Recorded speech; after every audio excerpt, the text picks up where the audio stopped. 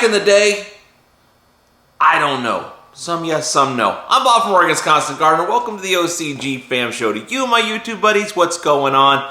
Let me know in the comments and we'll talk about it after the show. So, Scott, we interview Scott. That's what the show is talking to Scott about nectar for the gods. But he is a valuable resource for people growing with this nutrient in this field. But also, he's been growing since back in the day. And that OG kind of knowledge is interesting for perspective as well as wisdom.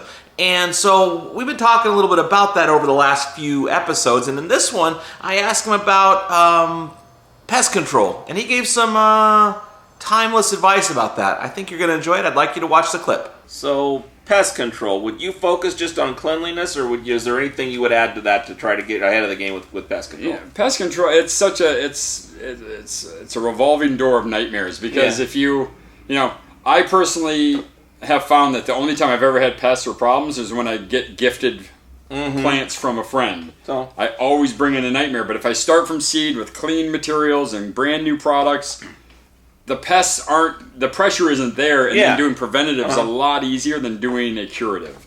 So I'm a big believer in preventative maintenance. I'm a big believer in keeping your eyes on the plants. If you start to see any one or two little bugs, you go for control right away. Yeah.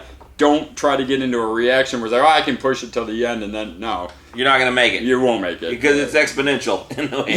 Today's bad, tomorrow's worse, and then by the end of the day, they've eaten your plant. Yeah, so. And then they're coming after you. Right. And then they live there, and then you have to move. Pest control is a trickier question because it's, we don't deal with a pest control product ourselves, but preventative maintenance is you do due diligence. You keep the monsters at bay. If you know your friends have mildew and they said it's cured, they didn't cure mildew. It's there forever. If they have spider mites or root aphids and their plants look like crap in their garden, it's best not to take clones from friends who are just, it's like why we all don't share the same girlfriend. We all be sharing each other's problems. Okay, what do you think of that? Informative, entertaining, helpful? What's the best OG advice you ever got? Let's talk about that in the comments. I love you. I'll see you tomorrow. It's the OCG Fam Show.